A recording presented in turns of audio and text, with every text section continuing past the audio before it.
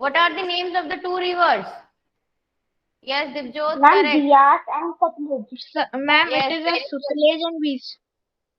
Yes, Kriti, very good. It is Bias and Satluj. These were the two rivers who were, a conversation is going on between these two rivers and the sage Vishwamitra. Okay, let's continue with this.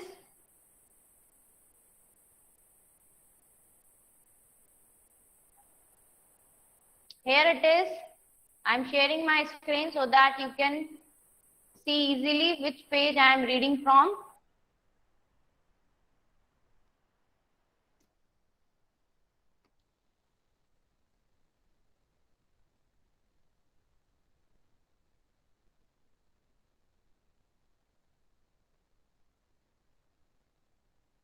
Yes, ma'am.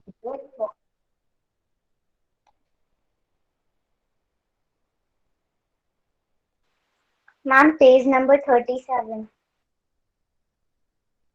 सभी students की book में page number vary कर रहा है, इसीलिए किसी के पास new books है, किसी के पास पुरानी बुक्स है.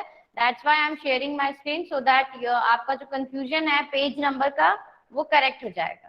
Okay, so this is the dialogue from Haim between Vishwamitra and the two rivers. Ma'am, page Vishwamitra, oh number rivers. 37. Okay, जिसके बुक में पेज नंबर 37 है, 38 है, जो भी है आप ओपन कर लीजिए. Vishwamitra is saying to the rivers, "O rivers, come down from the mountains like two swift horses, like two shining cows that lick their calves. You move like chariots to the sea through the power of Indra. You are full of water and wish to unite with one another." Now Vishwamitra is praising the two rivers. वो उनके comparison कर रहा है, उनको praise कर रहा है, उनकी बढ़ाई कर रहा है. The rivers, we who are full of water move along the path the gods have made for us. Once we start flowing, we cannot be stopped. Why do you pray to us? Oh, say. Now the river is asking, river is saying that yes, we are full of water and we flow along the path the God have made for us. यानी भगवान ने जो हमारे लिए रास्ते बनाए हैं, हम उसी पे चलती हैं, और एक बार हम अगर फ्लो करना स्टार्ट कर देते तो हमें रोका नहीं जा सकता. But now why you are praying to us? आप हमसे जो प्रार्थना है वो क्यों कर रहे हो? विश्वामित्र से, O sisters, please listen to me. The singer who has come from a distance with his chariots and carts. यानी एक सिंगर है जो कि बहुत ही दूर से आया है, वो अपने चैरियट्स को, अपने कार्ट्स को किसमें से पास करना चाहता है? उन रिवर के दूसरी पार जाना चाहता है. चैरियट्स का मतलब मैंने कल आपको बताया था, इट इज रथ. हिंदी में आपने सुना होगा रथ जो होता है. Let your Ma'am, water it's so not. many that. क्या हुआ बेटा, कौन पूछ रहा है?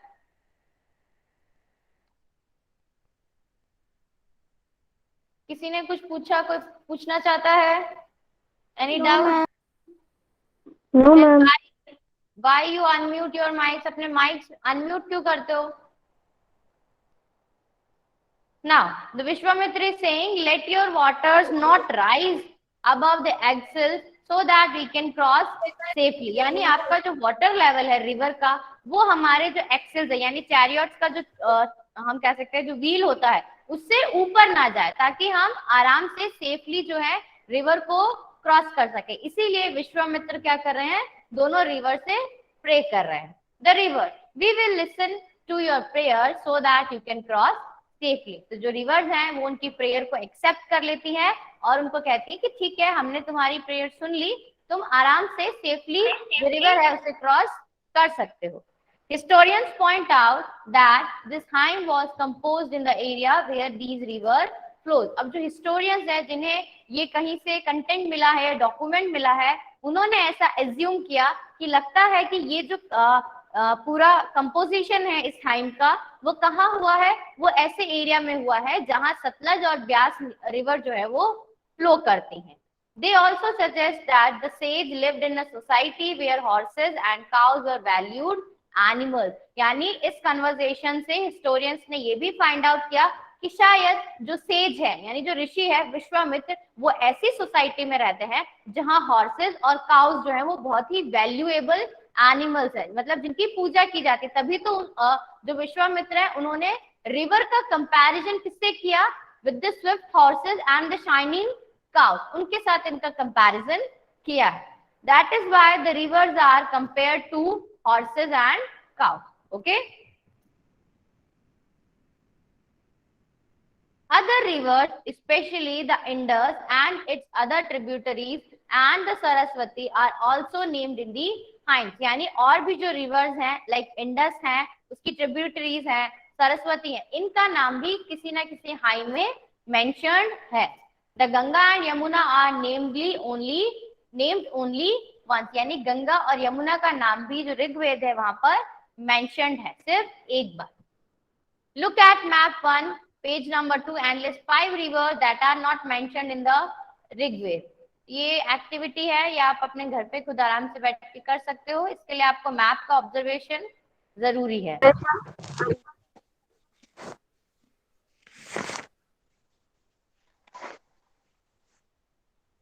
किस बच्चे का माइक ऑन है? किंजल पाटिल, अपना माइक बंद करो।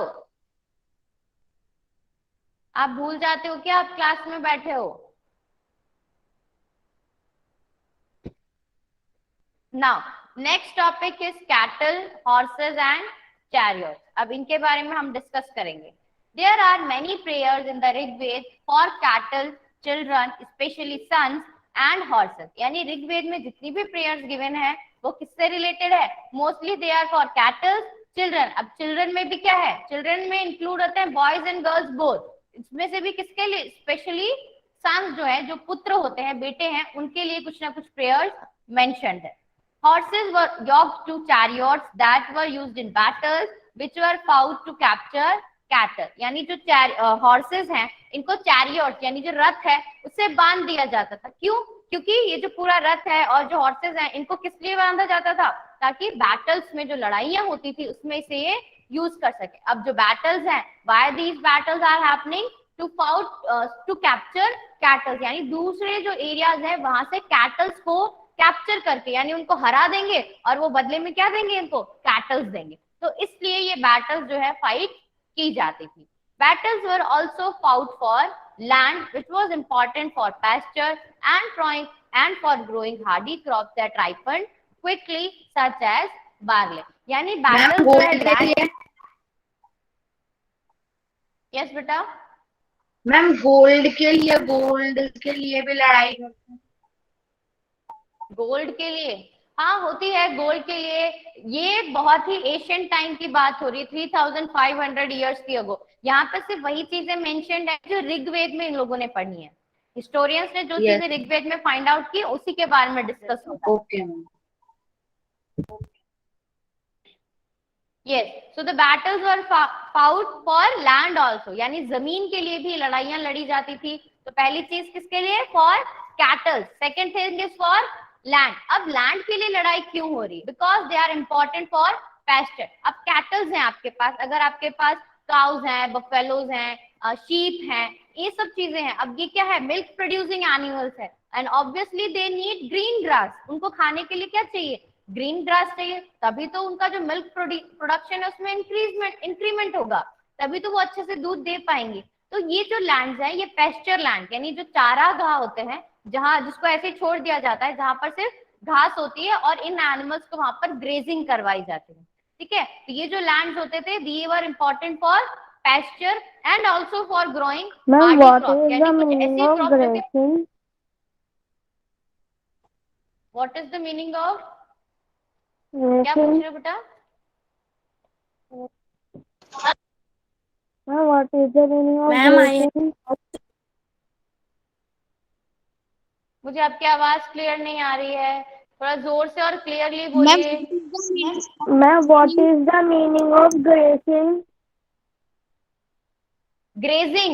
ग्रेजिंग का मतलब होता है बेटा जो एनिमल्स घास नहीं खाते हैं, चरना जिसको बोलते हैं, घास चरना हम वर्ड यूज करते हैं, उसको कहते हैं grazing.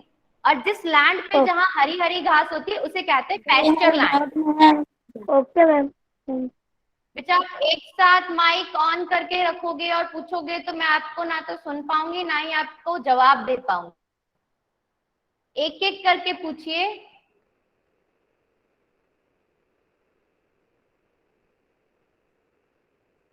And after the class, we will discuss all your doubts. So don't worry.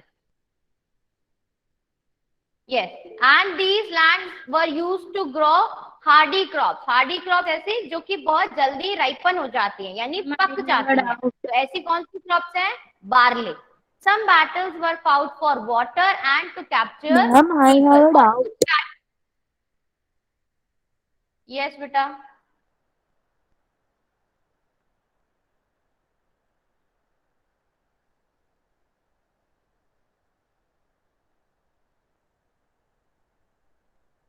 Students, don't unmute your mics. Again, I am requesting.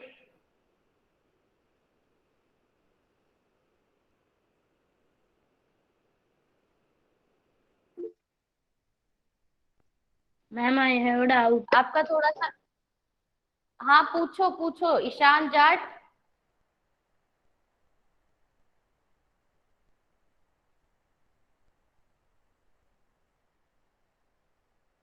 Ishant, आप कुछ डाउट पूछना चाहते हो?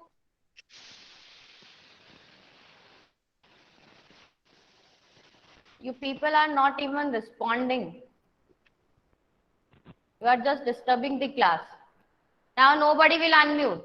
This is the last warning for you. Otherwise, I will remove you from the class and you will unable to join the class again. Some battles were fought for water and to capture animals. So, what is the basic reason behind these battles? First one is for to capture cattle. Cattle को लेने के लिए. Second one is for land also. Third one for water. Yes, you can note down or just roughly you can note down in your textbook only, or you can underline the sentences. Just I am revising this thing. Fourth one is to capture people for slavery purpose. लोगों को भी बंदी बना के ये लोग ले आते थे, किस लिए? ये जो दास दासियां बनते हैं, नौकर चाकरी वाले काम जो होते हैं उनके लिए। मैम हमने फोर्थ वाला नहीं दिख रहा है। आप लिख सकते हो आपकी नोटबुक में या टेक्स्ट बुक में भी लिख सकते हो, साइड में जहाँ मार्जिन गिवन है ना। मैम हमें फोर्थ वाला नहीं दिख रहा है। फोर्थ वाला नहीं दिख रहा है? मैम दिख रहा है, टू कैप्चर पीपल। ये लो, अभी ठीक है? यस, Yes, फॉर ma'am, पहले भी ठीक कैटल, था। For land, for water and last one two capture people. These were the basic things why these battles were fought. किस लिए ये बैटल्स की जाती थी?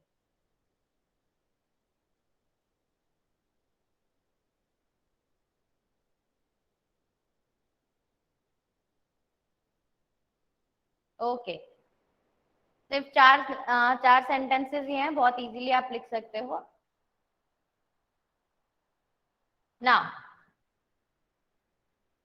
some of the wealth that was obtained was kept by the leaders. Some was given to the priest, and the rest was distributed among the people. Now, what happens? जब भी ये battles होती थी, इनमें से जितनी भी wealth वो लोग इकट्ठी करके लाते थे, जो भी बैटल कर रहे हैं उनके पास जितनी भी वेल्थ है, जितना भी पैसा, ऑर्नामेंट, सोना चांदी, जो भी ये वहां से लूट कर लाते थे, जो लीडर्स हैं वो क्या करते हैं, आधा पैसा तो लीडर्स खुद अपने पास रख लेते हैं, उसमें से कुछ पोर्शन प्रीस्ट को यानी पुजारी को दे दिया जाता है, और जो कुछ बच जाता है उसको बाद में लोगों के बीच में डिस्ट्रीब्यूट कर दिया जाता है। Okay, some wealth was used for the performance of yajnas or sacrifice in which offerings were made into the fire. यानी ये जो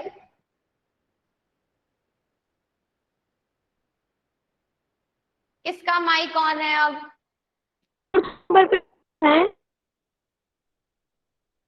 ये आपको नोटबुक में लिखना है, लिख सकते हो नोटबुक में।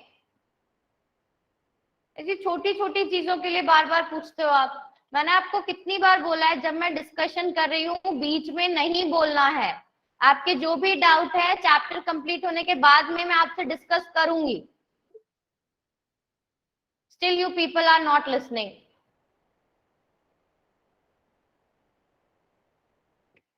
Some of the wealth, यानी जितनी भी whatever the wealth they are getting from these battles, they distribute this wealth among the people, among the priests, and some of the wealth are used to perform yajnas. Yajnas मतलब जो यज्ञ होते थे, बड़े बड़े यज्ञ, आपको पता है यज्ञ में आहुति दी जाती थी, सैक्रिफाइसेस जिसको बोलते हैं.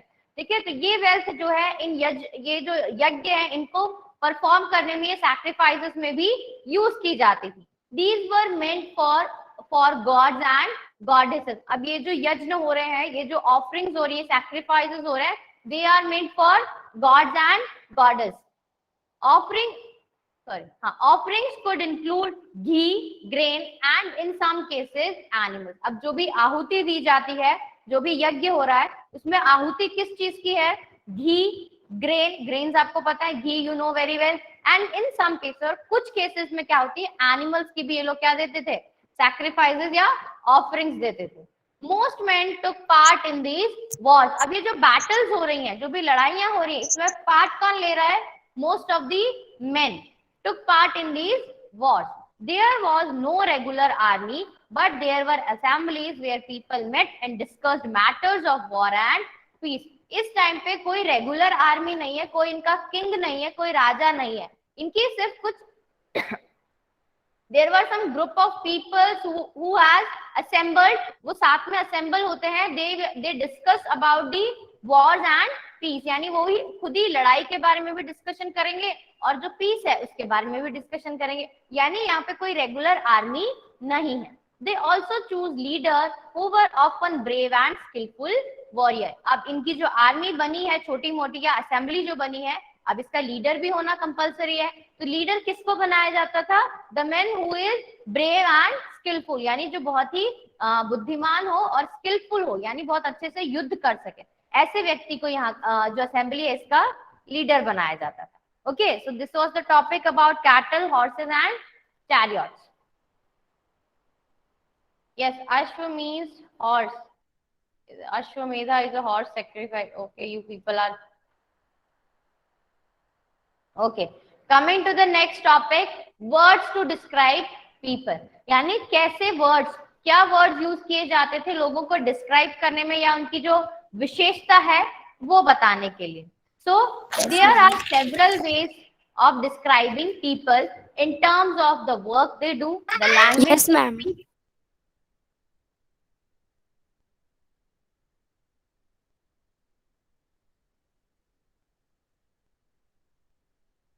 There are several ways of describing people in terms of the work they do, the language they speak, the place they belong to, their family, their communities and cultural practice. यानी इन aspects पे लोगों को अलग अलग नाम से जाना जाता था. क्या एस्पेक्ट्स हैं? लोगों के काम के बेसिस पे उन्हें अलग डिस्क्राइब किया जाता था. उनकी लैंग्वेज डिफरेंट होगी तो उनके लिए कुछ अलग वर्ड यूज करेंगे.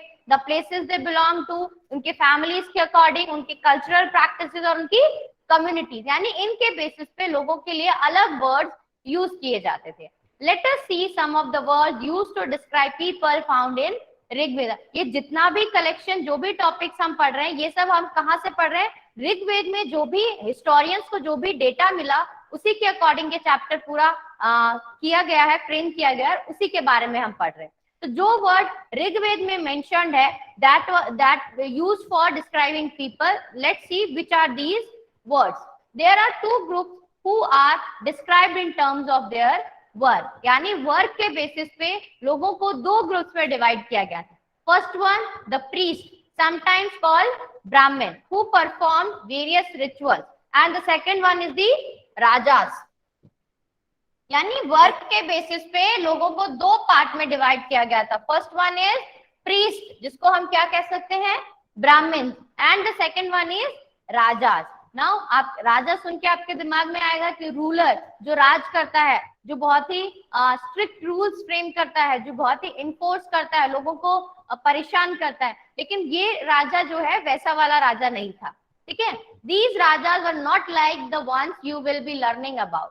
यहाँ पे यही चीज मेंशन है कि जो राजा की इमेज आपने अभी तक बना रखी है, ये राजा जो है वैसे नहीं हुआ करते थे. They did not have capitals, palaces or armies, nor did they collect taxes. यानी ये ऐसे राजा नहीं थे जो कि इनकी कोई कैपिटल सिटी नहीं थी, इनके कोई बड़े बड़े महल नहीं थे, इनके पास कोई आर्मीज नहीं थे, and the most important thing, they do not collect taxes, यानी वो ये कोई टैक्सेस भी कलेक्ट नहीं करते थे. Okay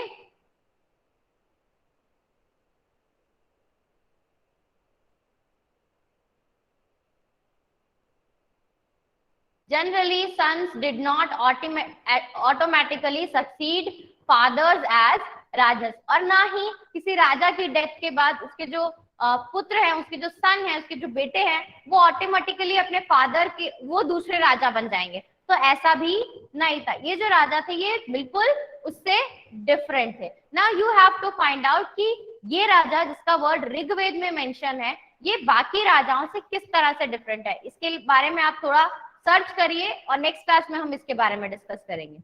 Two words were used to describe the people or the community as a whole. यानी सेकेंड वर्ड जो है, सेकेंडली किसी लोगों का जो ग्रुप होता है या उनकी जो कम्युनिटी है उसके बेसिस पे भी दो वर्ड्स यूज किए गए हैं. वन वाज द वर्ड जना, which we still use in Hindi or other languages. The other was wish. यानी कौन से दो वर्ड है? First word is jana and the second one is wish, and these two words used to describe the people or the community as a whole. यानी first जो description हमने पढ़ा, that is on the basis of their work. उनके काम के basis पे उन्हें Brahmins और राजा दो पार्ट्स में डिवाइड किया जाता था. और अभी जो हम पढ़ रहे हैं जना और विश, ये क्या है? लोगों की कम्युनिटी, यानी जो ग्रुप है लोगों का, उनके लिए यूज किया जा रहा है. Okay The word Vaishya comes from Vish. You will learn more about this in chapter 5. Several Vish or Jana are mentioned by name. यानी ऋग्वेद में काफी ऐसे नेम्स मेंशन है जो कि जन या विश के नाम के अकॉर्डिंग सिर्फ उनके नाम से ही इन लोगों को मेंशन किया गया है.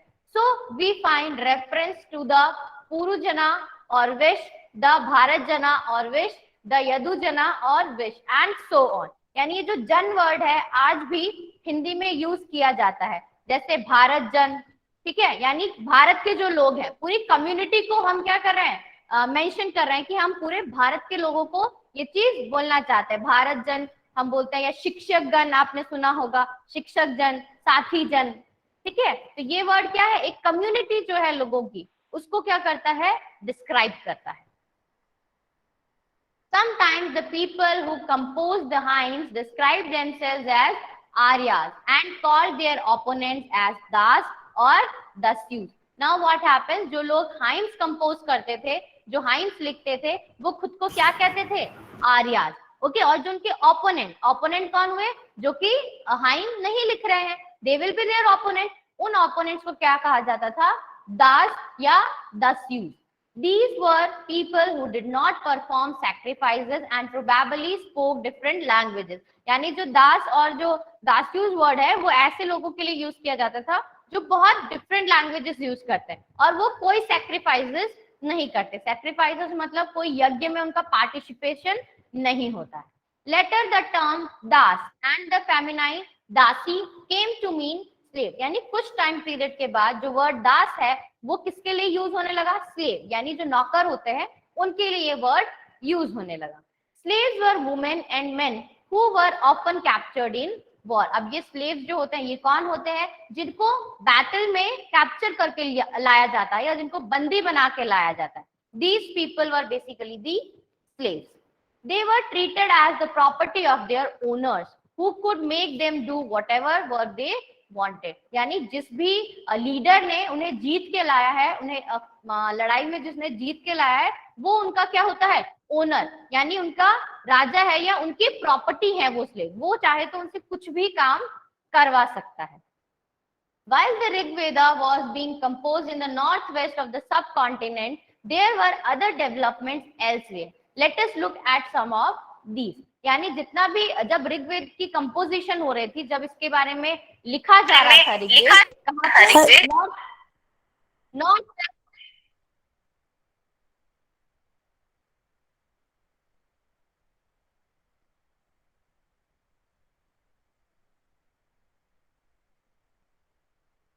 जब ऋग्वेद का कंपोजिशन हो रहा था उसी टाइम पे अदर जो एरियाज थे, लाइक यहाँ पे लिखा गया Rigveda was being composed in the north west of the subcontinent. हमारे जो सब कॉन्टिनेंट है उसके नॉर्थ वेस्ट में इसका कंपोजिशन हो रहा था। दैट मीन्स बाकी के डायरेक्शन में और भी तो रीजन थे, वहां भी तो लोग रह रहे थे, तो वहां पे क्या हो रहा था, तो ऑब्वियसली वहां पे भी कंटिन्यूअस प्रोसेस में डेवलपमेंट हो रहे थे। तो लेट्स सी क्या डेवलपमेंट्स हो रहे थे।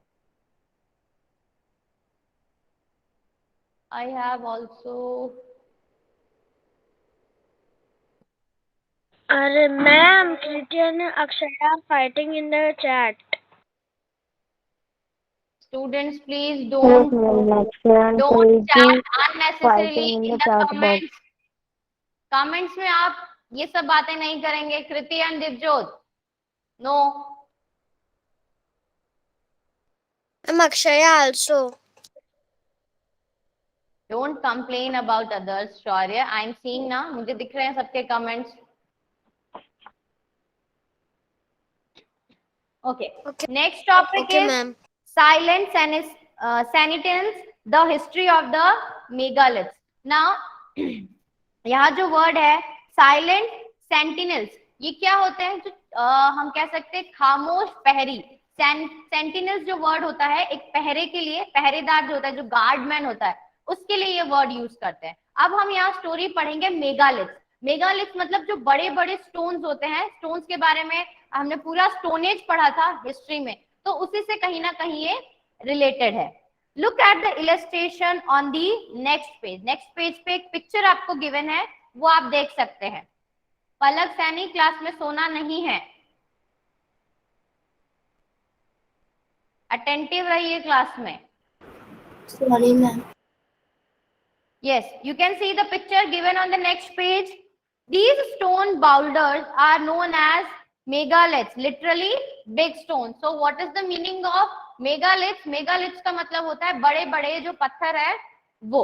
Okay, these were carefully arranged by people and were used to mark burial sites. Now this is important. अभी तक हमने books के बारे में पढ़ा.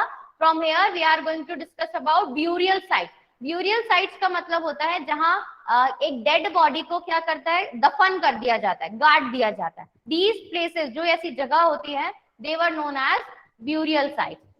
ग्रेवयार्ड। ये जो ग्रेवयार्ड। ग्रेवयार्ड, यस, ग्रेवयार्ड भी बोल सकते हो आप। दीज वर केयरफुली अरेंज, यानी जो अभी जो हम पिक्चर देखने वाले हैं नेक्स्ट पेज पे जो गिवन है, you can see here also on your screen.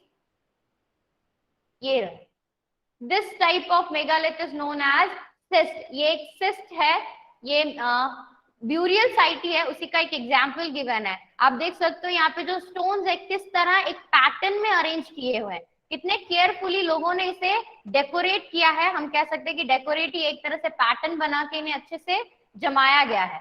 Okay, तो these were carefully arranged by people and were used to mark burial site. यानी अब इन्हें इतनी अच्छी डेकोरेशन से या इतनी अच्छी तरह अरेंज क्यों किया है, ताकि ये पता चल सके कि यहाँ पर क्या है, एक burial site. The practice was erecting megaliths began about 3000 years ago and was prevalent throughout the Deccan, South India, in the North East and Kashmir. यानी ये जो ब्यूरियल साइट्स का प्रैक्टिस है, ये कब शुरू हुआ, 3000 years ago, यानी 3000 साल पहले लोगों ने ब्यूरियल साइट्स बनाना शुरू कर दिया था। और ये बहुत ज्यादा फेमस हो गया था डेक्कन एरिया में, साउथ इंडिया में, नॉर्थ ईस्ट में, as well as in Kashmir also. तो यहाँ के सभी लोग ब्यूरियल साइट्स को बहुत ज्यादा अरेंज करके बनाते थे। Some important megalith sites are shown on map 2, page number 13. You can refer page number 13 for finding some more megalith sites. While some megaliths can be seen on the surface, other megalith burials are often underground. यानी जो ये burial sites है, कुछ तो surface पे ही हमें देखने को मिलती है और कुछ जो है ब्यूरियल साइट अंडरग्राउंड भी होती है। Sometimes archaeologists find a circle of stone boulders or a single large stone standing on the ground. These are the only indications that there are burial beneath. यानी जो आर्कियोलॉजिस्ट है उन्होंने देखा कि जो सरफेस है, सरफेस पे कुछ स्टोन्स बाउल्डर्स हैं, यानी इस तरह से सर्कल में ये स्टोन्स को अरेंज किया हुआ है, या फिर एक सिंपल स्ट्रेट स्टैंडिंग स्टोन भी है, तो ये जहां पर आर्कियोलॉजिस्ट को दिखे वहां ये क्या इंडिकेट करते हैं, that there are burial beneath, यानी इनके नीचे क्या है, ब्यूरियल्स हैं. Okay, there are several things that people did to make megaliths, यानी बहुत सारी चीजें जो है मेगालिथ्स बनाने के लिए यूज की जाती हैं. We have made a list here. Try and arrange them in the correct order. This is one of your activity.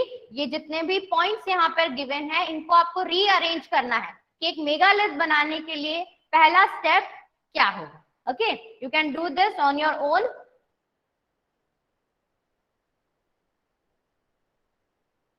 Yes, now coming to the image, this type of megalith is known as cyst. यानी जिस तरह का megalith आपको इस image में दिख रहा है, this is known as cyst. Some cysts like the one shown here have potholes which could be used as an entrance. यानी इसको एक पूरा घर की तरह आप कह सकते हो कि एक घर की तरह ब्यूरियल साइट बनाई गई है, क्योंकि एक जहां इसमें पॉट होल्स है वो क्या है, एक एंट्रेंस है जिसको हम एंट्रेंस की तरह यूज कर सकते हैं. ओके